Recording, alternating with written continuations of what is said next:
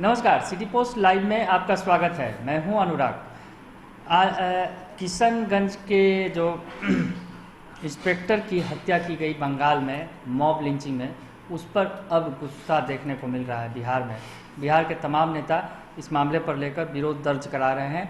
तो केंद्रीय मंत्री गिरिराज सिंह ने भी, केंद्रीय मंत्री हैं और बीजेपी के फायर ब्रांड नेता हैं गिरिराज सिंह, उन्होंने भी कहा है कि बंगाल में अब सरकार नाम की कोई चीज़ नहीं रह गई है। बंगाल में जिस तरह का मंजर देखने को मिल रहा है वो अब भयावह है और अब ममता दीदी की विदाई तय है। तो इस तरह की बातें कही है गिरिराज सिंह ने, और उन्होंने ये भी साथ साथ कहा है कि बंगाल में चुनाव में जिस तरह से हिंसा हो रही है, तो बंगाल सरकार आतंक और हिंसा का पर्याय बन चुका है। तो क्या कुछ कहा है गिरिराज सिंह ने, ये सुनिए आप। देखिए, बंगाल की सरकार जिस ढंग से आतंक का पर्यायवाची बन गया है, हिंसा का पर्यायवाची बन गया है। बिहार के एक इंस्पेक्टर अश्विनी कुमार की मॉब लिंचिंग सरकार के नेतृत्व में हो गया। लॉकेट चटर्जी सांसद पे हमला हुआ, दर्जनों नेताओं के गाड़ियों पे हमला हुआ।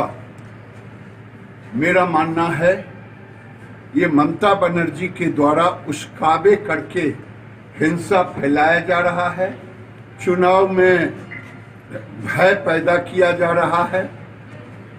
हार रही ममता जी घबराहट में, फ्रस्ट्रेशन में ये ऐसे कदम उठा करके अपने लोगों को बहका रही हैं, अपने लोगों को उस्का रही हैं। लेकिन आने वाले दिन में गुंडों को भी बख्शा नहीं जाएगा और 2 तारीख के बाद गुंडा राज वहां समाप्त होगा और ममता जी का हारना तय है।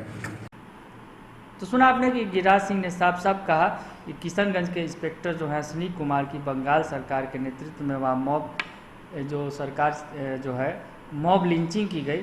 बंगाल में लगातार भाजपा नेताओं पर हमला किया जा रहा है और सभी हिंसा घटना में बंगाल में ममता बनर्जी के उस्कावे पर ही फैलाया जा रहा है। तो साफ साफ तौर पे केंद्रीय मंत्री जो हैं उन्होंने आरोप लगाया कि ये सब कुछ जो हो रहा है बंगाल में, या फिर चुनावी हिंसा की बात करें या फिर जिस तरह से बिहार के इंस्पेक्टर की एक हत्या कर दी गई, वो जांच के मामले में बंगाल पहुंचे थे।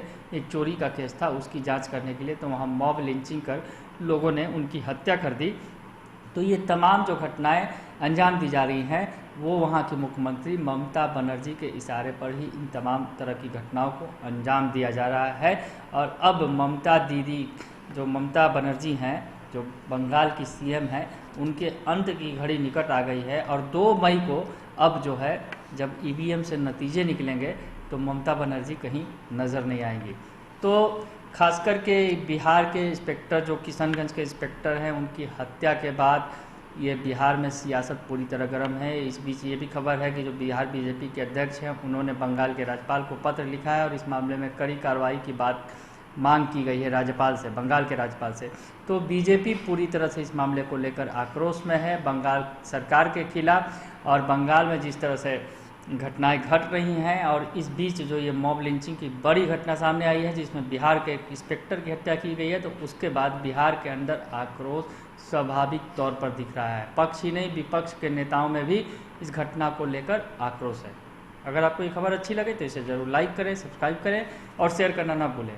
धन्यवाद।